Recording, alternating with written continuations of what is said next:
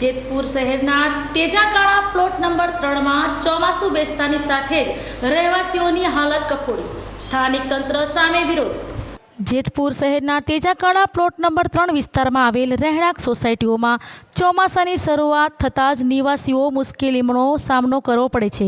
ત્યારે વરસાદ શરૂ થતાં જ કાચા રસ્તાઓને અપૂરતી ડ્રેનેજ વ્યવસ્થાને કારણે આ વિસ્તારમાં કિચડ અને ગંદકી ફેલાય છે, જેના કારણે વાહન ચાલકો અને પદયાત્રીઓ માટે ચાલવું દુષ્કર બની ગયું છે। વરસાદી દિવસોમાં અહીંના રસ્તાઓ પર કિચડના કારણે વાહન સ્લીપ થવાના બનાવો બન્યા છે અને કેટલાક નાગરિકો લથડી પડતા હાથ પગમાં ફ્રેક્ચર આવ્યા છે।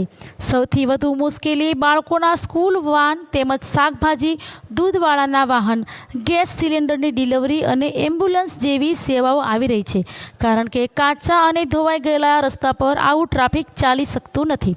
સ્થાનિકોનો આક્ષેપ છે કે તેઓ માત્ર ચૂંટણી વખતે જ નજરે પડે છે, ત્યારબાદ અદૃશ્ય થઈ જાય છે।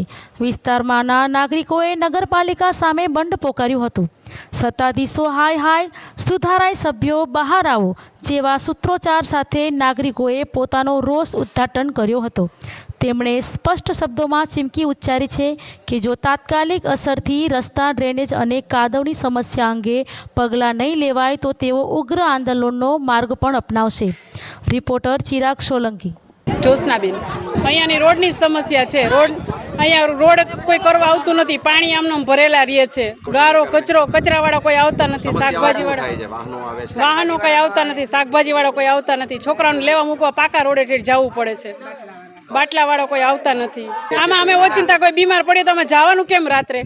મામલતદારે જઈ આવ્યા, અરજી કરી દીધી, બધું કર્યું છે, પણ આમાં કોઈ આવતા નથી। નગરપાલિકામાં જઈ આવ્યા છીએ। મારું નામ અરુણા છે, અમે વોર્ડ નંબર 11 માં રહીએ છીએ। તો અત્યારે આ રોડ રસ્તાની હાલત જુઓ તમે। હું અત્યારે આમાં છોકરાઓને સ્કૂલે મૂકવા જતાં લપસીને પડી ગઈ છું। 3 મહિનાનો પાટો આવ્યો છે અને મારી હાલત બહુ ખરાબ છે, કોઈ કામ કરે એમ નથી અત્યારે, અને આ રોડ રસ્તા કોઈ સામું જોતું નથી। અત્યારે કચરાવાળા, દૂધવાળા, કોઈ શાકભાજીવાળા કોઈ આવતું નથી અહીંયા, આ બાટલાવાળા નથી આવતા ડિલિવરી કરવા।